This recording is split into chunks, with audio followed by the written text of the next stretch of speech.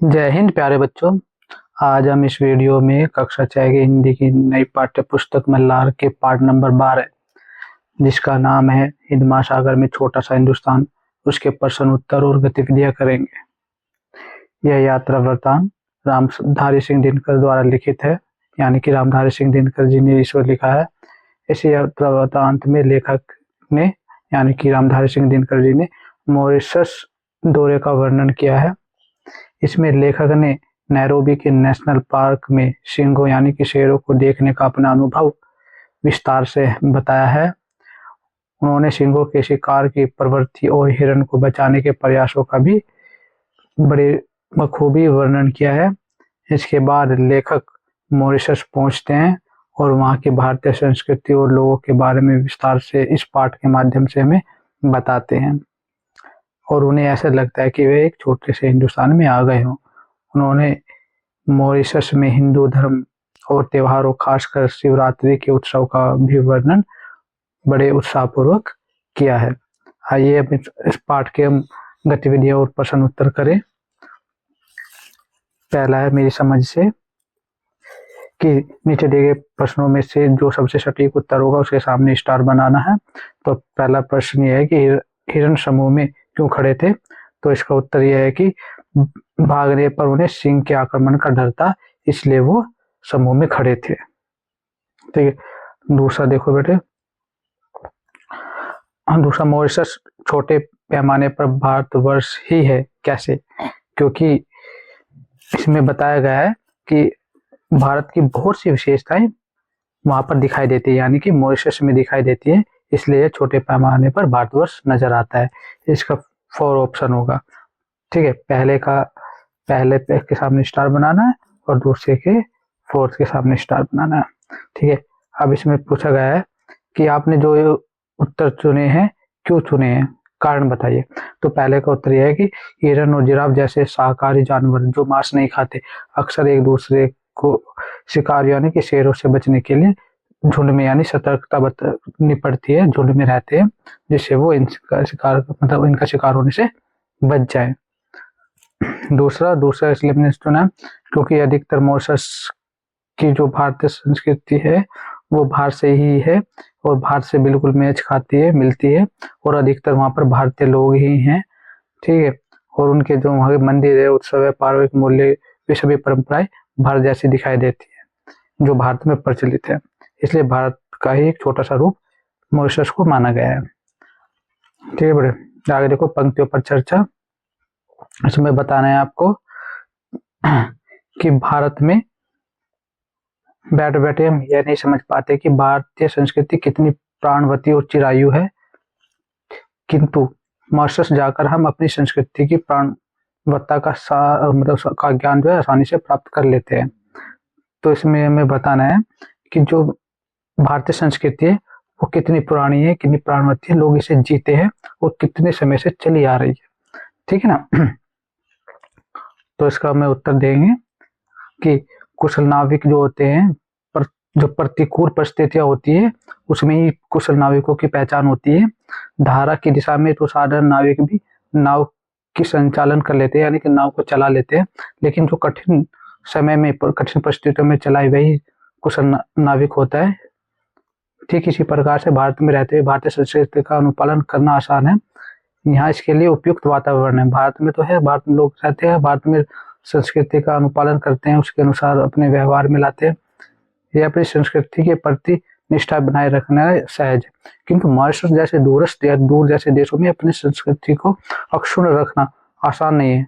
जीवित रखना, उसे जीना आसान नहीं होता। वहाँ भारतीय मान्यताओं पर प्रहार निरंतर किया जा रही है। भारत में जो भारतीय मान्यताएं हैं, परंपराएं, तो दूसरे विदेशी संस्कृति के लोग प्रहार करते रहते हैं और वहां पर जाकर उसे जीवित रखना आसान नहीं होता। तो प्रलोभन भी दिए जा रहे हैं। ऐसे में भारतीय संस्कृति के प्रति भारतीयों का समर्पण सराहनीय है।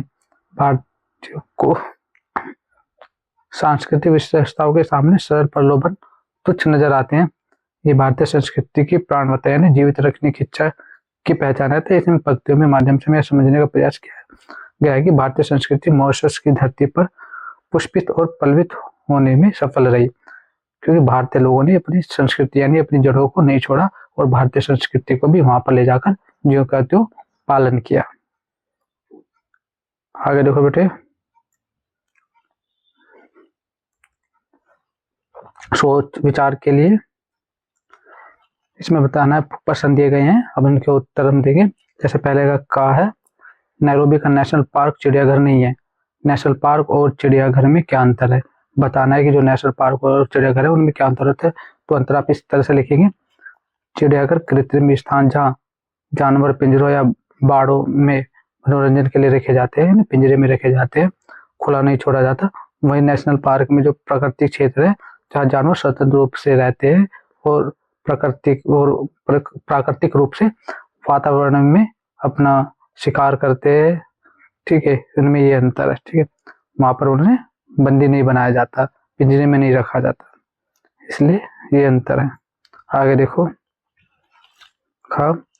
कि हम लोग पेड़ पौधों और खरपतवार से भी बदतर समझे गए, क्योंकि लेखक बता रहा है कि जब हम शेरों को देख रहे थे तो शेरों ने हमें देखकर कोई प्रतिक्रिया नहीं की, उन्होंने हमें बेकार समझा। तो वे कौन थे जिन्होंने लेखकों ने लोगों को पेड़ पौधे और खरपतवार से भी बदतर समझ लिया था, उन्होंने ऐसा क्यों समझ लिया। तो आप उत्तर लिखेंगे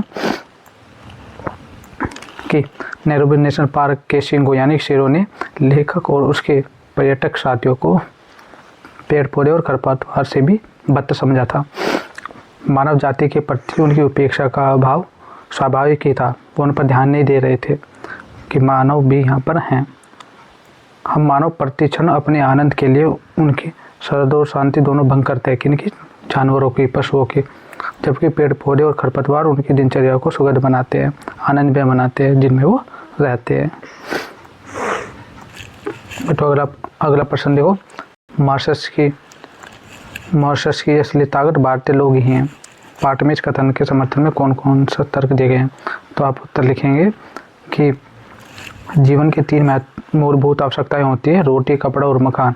इन तीनों के लिए हमें धन की आवश्यकता होती है, पैसों की आवश्यकता होती है। धन कृषि, व्यापार, उद्योग आदि से ही अर्जित किया जा सकता है। सब जो खुशियाँ हैं, जरूरतें, सामान हैं, वो धन से ही हमें मिलती है।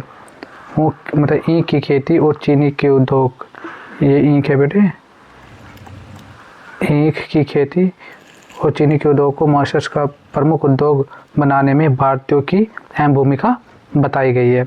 अतः पाठ में दिया गया तर्क सही और स्वाभाविक है। आप इस तरह से आप इसका उत्तर लिखेंगे। अगला प्रश्न देखें कि उस महाद्वीप को छोटे सा हिंदुस्तान बना डाला, किसको, मॉरिशस को।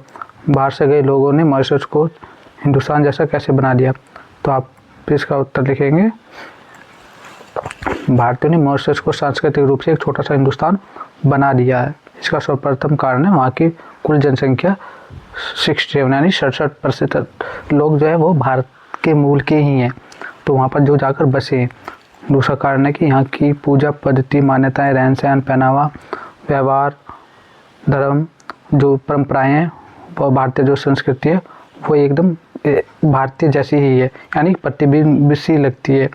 स्वाभाविक है कि उनकी सोच किसी न किसी गहरे तल में एक होती होगी। यह सोच भारतीय है जो भारत से जुड़ाव रखती है। लेखक का वहाँ की धरती पर जाकर एक छोटे से हिंदुस्तान की तरह अनुभव करना स्वाभाविक था, क्योंकि वहाँ पर उन्होंने भारतीय संस्कृति की झलक हर चीज़ में देखी। देखो मिलान करो, मिलान है यहाँ पर, आपको मिलान करने हैं।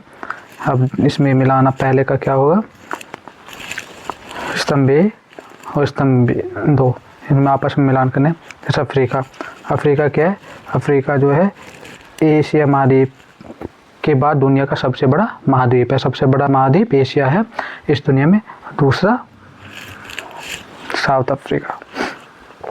अब देखो नैरोबी क्या है, नैरोबी है इसका दूसरे का पहला, यह है अफ्रीका महाद्वीप के एक देश केन्या की राजधानी है। रक्तचाप या जिसे आप ब्लड प्रेशर कहते हो, तीसरे का चौथा, यह रक्त वाहिनियों अर्थात नसों में बहते रक्त द्वारा उनकी दीवारों पर डाले गए दबावों का नाम है, जिसे हम ब्लड प्रेशर यानी रक्तचाप कहते हैं। BOC है इसका चौथे का छठा, यह ब्रिटिश ओवरसीज एयरवेज कॉरपोरेशन नाम की एक छोटा सा रूप है। यह एक बहुत पुरानी विदेशी विमान कंपनी है, जो विमान जहाज कंपनी जिसे बोलते हैं, एरोप्लेन बनाती है जो है। आगे देखो भूमध्य रेखा। भूमध्य रेखा का है कि ये है 5वें का 7वां। ये पृथ्वी के चारों ओर एक काल्पनिक वृत्त है जो पृथ्वी को दो भागों में बांटता है, उत्तरी भाग और दक्षिणी भाग। अब अगला देखेंगे देशांतर। देशांतर का है 6 का 9वां। यह ग्लोब पर उत्तर और दक्षिण की ओर खींची जाने वाली काल्पनिक रेखाएं हैं। ये उत्तरी ध्रुव और दक्षिण ध्रुव को मिलाते हैं। तुलसीदास, ठीक बेटे, हमें तुलसीदास का देखना है। ये तुलसीदास का है 7वें का 2। ये श्री राम के जीवन पर आधारित अमर ग्रंथ रामचरितमानस लिखने वाले कवि थे, ठीक है, जिन्होंने रामचरितमानस की रचना की। उनका नाम तुलसीदास है, ठीक है। आपके घरों में मिल जाएगी, ये पढ़ते होंगे आप रामचरितमानस, जिस पर रामायण आधारित है। रामायण आप देखते होंगे, ठीक है ना। आगे देखो क्रियोल 8वें का 5वां। ये 2 भाषाओं को मिलने से बनी एक नई भाषा का नाम है, जिसे क्रियोल कहते हैं, ठीक है बेटे। अब रह गया आखिरी 9वां, ठीक है। अब ये 9वें का होगा 8वां। ये बांस का एक कावड़, ये बांस का एक मजबूत डंडा होता है, जिसे कावड़ या बहंगी भी कहा जाता है, जिसके दोनों सिरों पर बंधी हुई 2 टोकरियां या छीकों में यात्री गंगाजल या अन्य वस्तुएं भरकर ले जाते हैं, ठीक बेटे। ये मिलान हो गए। अगला देखो बेटा, यात्रा वृत्तांत की रचना। जहाँ पर लेखक ने जो यात्रा की है मॉरिशस की, वहाँ पर जो देखे या नैरोबी की, तो जैसे हिरणों के झुंड देखे, सिंह देखे, और वहाँ पर वो मॉरिशस गए, वहाँ पर भारतीय परंपराएं रीति रिवाजों को ध्यान से देखा, उनका अनुभव किया, तो उसके बारे में बताया कि वहाँ की इस यात्रा वृत्तांत की विशेषताओं के बारे में यहाँ पर प्रश्न है, ठीक है बेटे। तो आप प्रश्न देखते हैं कि इस पाठ में एक बार फिर से पढ़िए, इस पाठ को एक बार फिर से पढ़िए, इसकी रचना पर ध्यान दीजिए।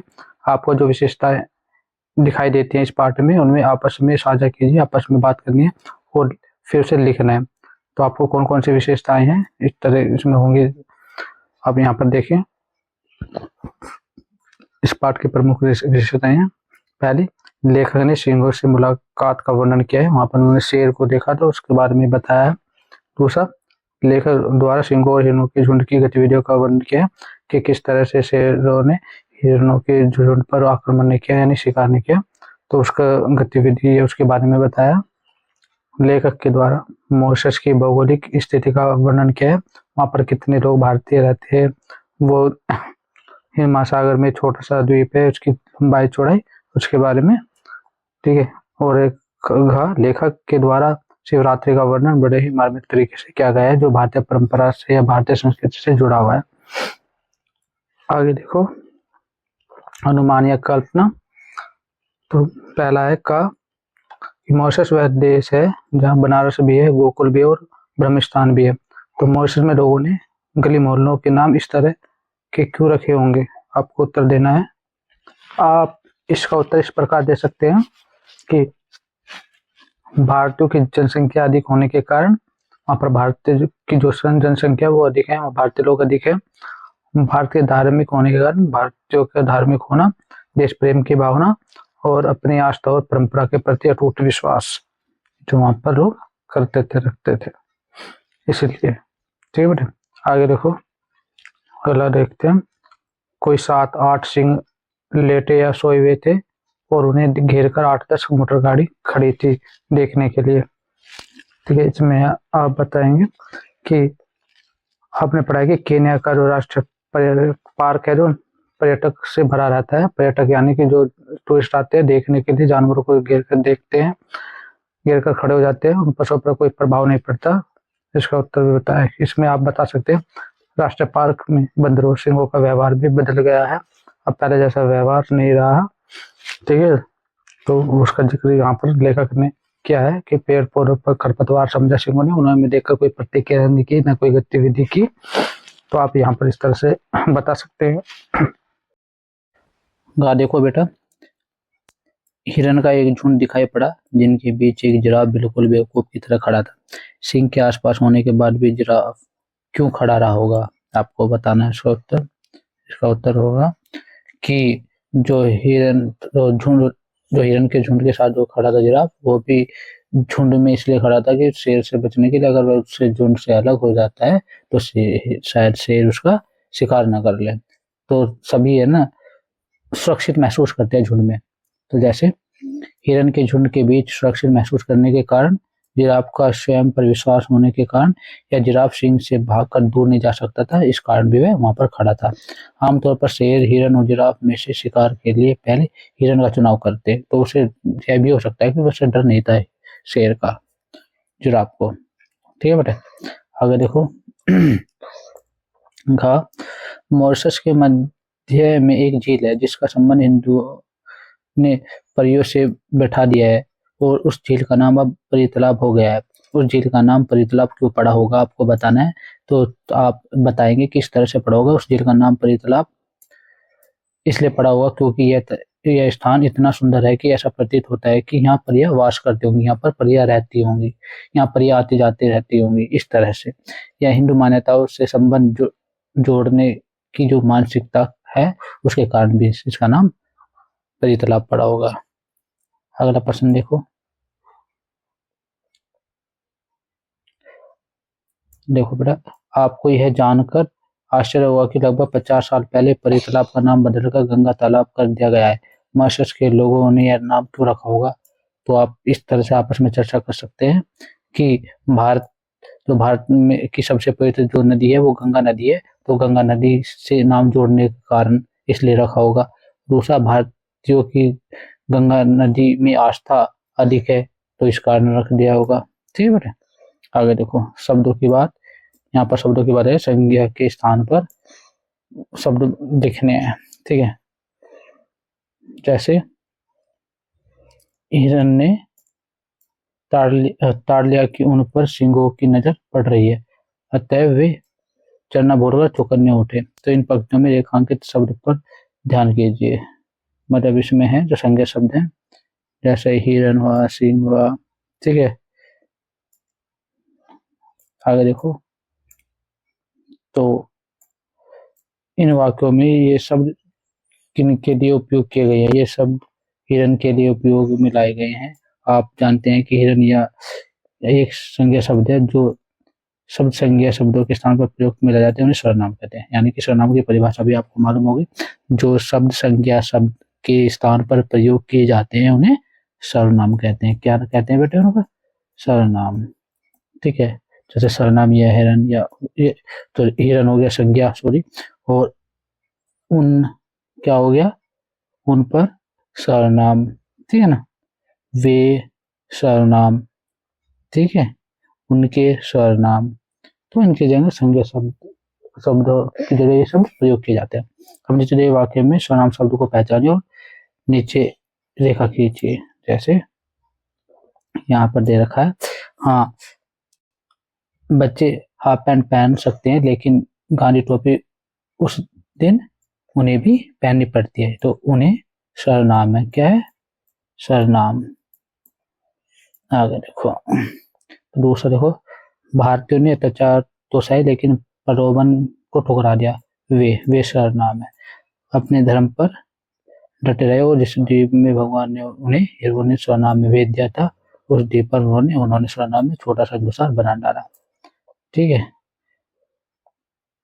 तो यहाँ पर देखो, इनकी जगह ऊपर नीचे दिए गए दोनों वाक्यों को सर्वनाम की जगह संज्ञा शब्द लगाकर देखिए। अब संज्ञा शब्द लगाएंगे, हाँ, सर्वनाम की जगह हम संज्ञा शब्द लगाएंगे। जैसे हाँ, बच्चे आप पैंट पहन सकते हैं लेकिन गांधी टोपी उस दिन बच्चों पर, जो उन पर आते ना, उन पर, अब आगे बच्चों पर, बच्चों को भी पहननी पड़ती थी। अब दूसरा देखो, ये वाला, भारतीय ने अच्छा तो सही लेकिन प्रलोभनों से को ठुकरा दिया, तो वे मतलब भारतीय अपने धर्म पर डटे रहे और जिस में भगवान ने भारतीयों को भेजा दिया, था, उस द्वीप को भारतीयों ने छोटा सा हिंदुस्तान बना दिया।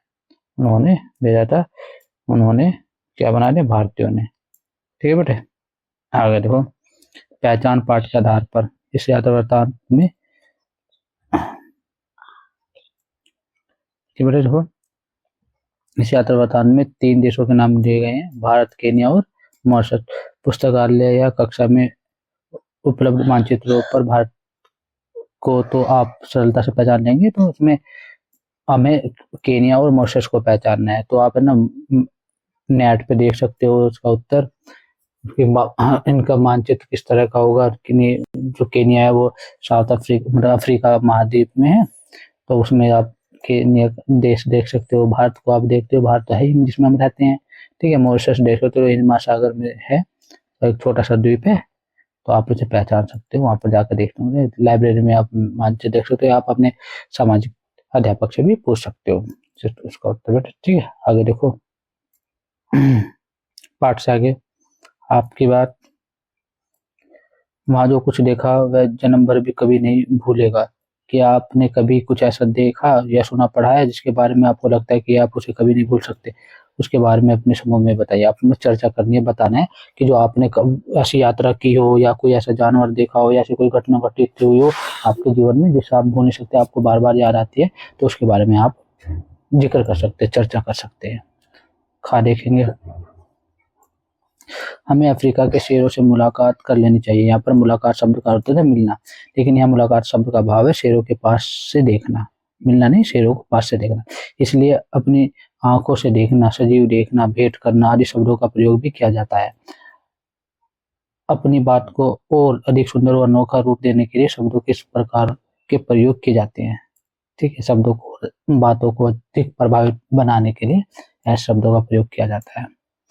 आगे देखो, आपने अब तक किन किन पशु पक्षियों से मुलाकात की है, वह मुलाकात कहाँ हुई है। आप कभी घूमने गए हो, चिड़ियाघर गए हो या कोई नेशनल पार्क गए हो, तो आपने देखा हो, कोई पक्षी देखा हो, कोई जैसा जानवर देखा हो जो आप देखकर आपको अच्छा लगा हो, तो उसके बारे में यहाँ पर लिखना है। ठीक है, बताना है दोस्तों को। गा देखो, ये ऐसी सफलता की बात है जिस पर सभी भारतीयों को गर्व होना चाहिए। आपको किन किन बातों पर गर्व होता है, तो आप बता सकते हैं कि हमें संकेत के रूप में हम बता सकते हैं कि हमें परिवार के बारे में जानकर, हमारे परिवार में कोई व्यक्ति सफल है, अच्छी जॉब करता है, अच्छा बिजनेसमैन है, ठीक है, तो उस पर गर्व होता है। किसी व्यक्ति पर भी बता सकते, किसी वस्तु पर को जो आपके पास यूनिक वस्तु है, किसी और के पास नहीं है, आपके पास होने के कारण आप उस पर आप गर्व करते हो। किसी प्राणी पर, किसी जीव जंतु पर जो आपके पास है उस पर गर्व करते हो, आपको उसके बारे में बताना है। और इसके अलावा भी आप और कुछ भी बता सकते हो, जैसे जो आपको अच्छा लगे। देखो आगे, कक्षा और घर की भाषाएं। जब कक्षा में सब, जैसे कोई भोजपुरी बोलता है, कोई हिंदी बोलता है, कोई अंग्रेजी बोलता है, ठीक है, खूब बोली जाती है। ठीक है, ऐसे ही मॉरिशस में भी ये भाषाएं बहुत बोली जाती हैं, भोजपुरी है ना। ठीक है, तो आप बताना है, भारत है ना जो है बहुभाषी देश है, बहुत भाषाओं देश है, भारत में बहुत भाषाएं बोली जाती हैं, बोले जाते हैं। भारत में लगभग सभी व्यक्तियों एक से अधिक भाषाएं बोल सकता है, वो समझ सकता है भारत में।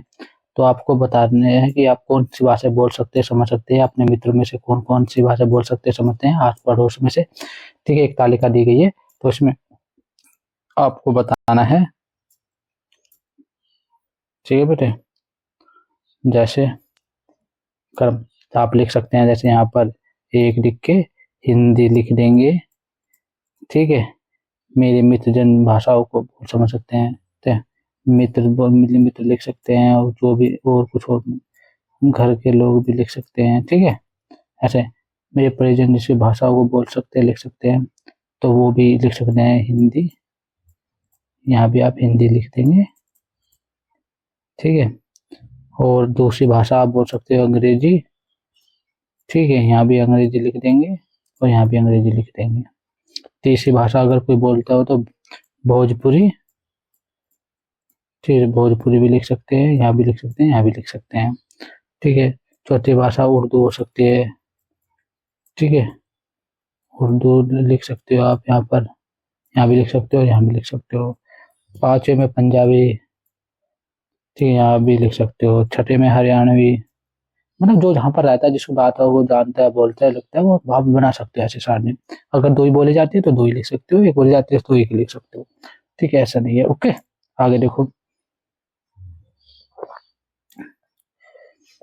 प्रश्न से सराहनीय विभिन्न प्रकार से। यह द्वीप हिंद महासागर का मोती है, भारत समुद्र का सबसे खूबसूरत सितारा है। इस पाठ में लेगा मॉरिशस की सराहना में ये वाक्य लेगा, सराहना करने के लिए दिन करने द्वीप की तुलना मोती और तारे से की है। ठीक है, किसकी? मॉरिशस की। किसी एक सराहना पर अनेक प्रकार से की जा सकती है। सराहना प्रशंसाएं बताया जा सकता है। आप आगे दी गई तालिका को पूरा कीजिए। ऐसे ही अब सराहना प्रशंसा के बारे में एक एक वाक्य लिखना है। शर्त यह है कि प्रत्येक बार अलग अलग तरह की प्रशंसा करनी चाहिए। ठीक है, तो यहाँ पर तालिका दे के स्वयं की नाम क्या है, नाम लिख सकते हैं आप अपना, यहाँ पर नाम लिख सकते हैं। ठीक है, और यहाँ पर प्रशंसा, बहुत ईमानदार है। ठीक है, यानी कि ईमानदार, आप ऐसे लिख सकते हो। परिजन का नाम लिख सकते हैं, मेहनती, परिश्रमी, इस तरह से लिख सकते हैं। ठीक है, शिक्षक का नाम लिखेंगे, बहुत डेडिकेटेड, यानी कि योग्य, समझदार, इस तरह से आप उनकी प्रशंसा कर सकते हैं। मित्र, सहयोगी, ठीक है, मित्र का नाम लिखेंगे, उनका सहयोगी, इस तरह से आप बना सकते हो, लिख सकते हैं। पशु के बारे में भी लिख सकते हो। ठीक है, इस तरह से इस तालिका को पूरा करेंगे। आगे देखो, चित्रात्मक सूचना यानी इंफोग्राफिक, ये चित्र दिया गया है यहाँ पर। जब मॉरिशस में गूंजा जय हिंद, ठीक है, उसके बारे में बताएं। यहाँ पर मॉरिशस में 68% लोग भारतीय मूल के हैं। गन्ने की खेती की जाती है। मॉरिशस में संस्कृति, भोजपुरी गीतों और हिंदी फिल्मों का खास योगदान है। मॉरिशस में पहले प्रधानमंत्री शिवसागर राम गुलाम भी भारतीय मूल के थे। इनमें से ज्यादातर बिहार के लोग, तमिल, तेलुगु और मराठियों की तादाद सबसे ज्यादा है। आगे देखो, इस चित्र में सूचना के आधार पर मॉरिशस के बारे में एक अनुच्छेद तैयार करना है। आपको क्या करना है? एक अनुच्छेद तैयार करना है। ठीक है, तो यहाँ पर यह अनुच्छेद, जब मॉरिशस में गूंजा जय हिंद, तो बताना कि मॉरिशस गणराज्य बनने से पूर्व हिंद महासागर में स्थित एक द्वीप था। यह क्रमशः पुर्तगाल, फ्रांसीसी और ब्रिटिश शासन के अधीन रहता था। अधीन था मतलब अधीन रहा, उनके कब्जे में रहा। यह ब्रिटिश शासन 1810 से 1968 तक रहा। इस दौरान भारत में भी ब्रिटिश सत्ता कायम थी। भारत की तत्कालीन ब्रिटिश सरकार ने मॉरिशस के ऊख के खेत यानी ईख के खेतों में मजदूर के रूप में काम करने के लिए भारतीयों को वहां ले जाने का निर्णय किया। फलते पहली बार नवंबर 1834 को एल्ट्रस नाम का एक जहाज भारतीय मजदूरों को लेकर मॉरिशस पहुंचाता है। ठीक है, इस तरह से आप एक अनुच्छेद तैयार करेंगे कि भारत की संख्या वहां पर 68% है। वहां पर लोग अधिकतर बिहार से हैं। भाषा कौन से बोलते हैं? तमिल, तेलुगु और मराठी, अच्छी खासी संख्या है। भारतीय संस्कृति भोजपुरी है, हिंदी गीतें, फिल्में देखी जाती है। वहाँ का योगदान संस्कृति की परंपराएं भारतीय स्पष्ट रूप से नजर आती हैं। 1967 में आम चुनाव में जीतकर सर शिवसागर राम गुलाम वहाँ के पहले प्रधानमंत्री बने, जो भारतीय मूल के थे। ठीक है, इस तरह से आप एक छोटा अनुच्छेद लिख सकते हो। देखो बेटा, अगला कि अपनी पसंद से किसी विषय पर आप चित्रात्मक सूचना दे सकते हैं। जैसे आपका विद्यालय, कोई विशेष दिवस, आपके जीवन की कोई विशेष घटना। ठीक है, आप चित्र को देकर एक चित्रात्मक उसका सूचना देनी है। ठीक है, यह कार्य आप अपने समूह में मिलकर कर सकते हैं। इसके लिए आपको किसी कागज पर चित्र चिपका सकते हैं। सूचना में कलात्मक रूप में कम से कम शब्दों में लिख सकते हैं, जैसे ऊपर दिया गया था चित्रात्मक रूप। उस चित्र में चित्र भी बनाए जा सकते हैं। यह कार्य कंप्यूटर, मोबाइल की सहायता से भी आप कर सकते हैं। ठीक है बेटे, आगे देखो, यह हस्ताक्षर है, लेखक है रामधारी सिंह दिनकर, उनके यह हस्ताक्षर है, यहाँ पर दिया गया है। तो आप सबको अपने किसी न किसी फॉर्म पे भरने पे, आप स्कूल में प्रार्थना पत्र देते हो, ठीक है, उसमें आप अपने साइन करते हो, हस्ताक्षर करते हो, तो सब किसी न किसी जगह हस्ताक्षर करने पड़ते हैं। तो आपको हस्ताक्षर करने आने चाहिए। तो यहाँ पर स्थान दे रखा, आप अपना हस्ताक्षर कर सकते हैं। ठीक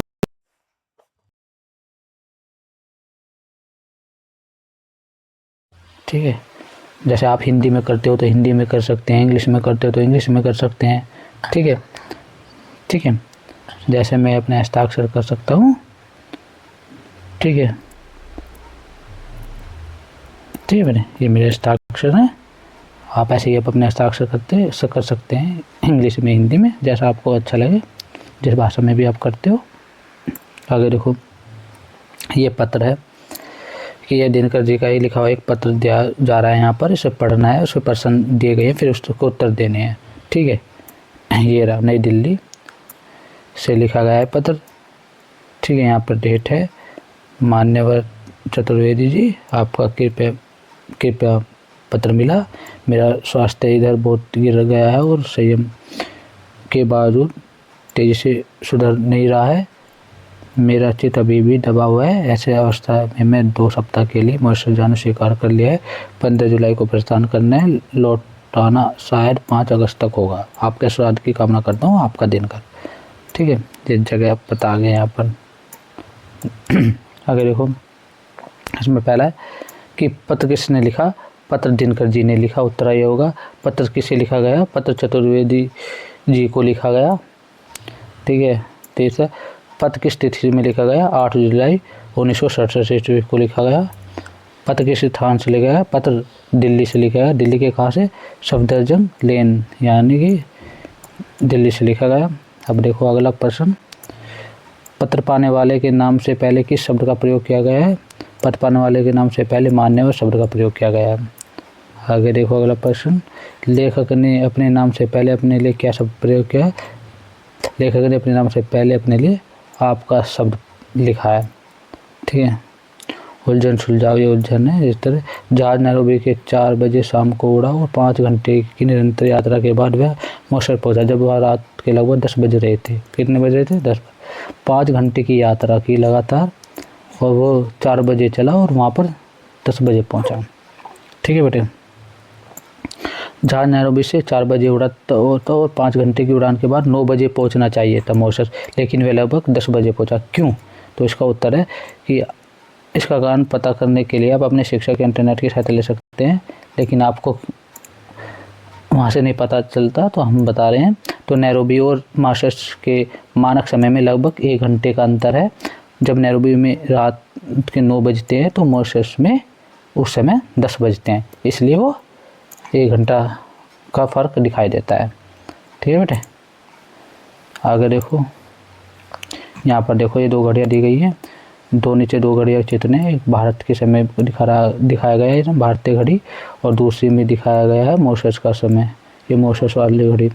तो यहाँ पर देखो भारत की घड़ी में लगभग कितने बजे हैं, 5:20 हुए हैं, और मॉरिशस की घड़ी में कितने समय हुआ है, 3:50 हुए हैं। मॉरिशस और भारत के समय में लगभग 1 घंटा 30 मिनट का अंतर है। कितने, 1 घंटा 30 मिनट का अंतर है।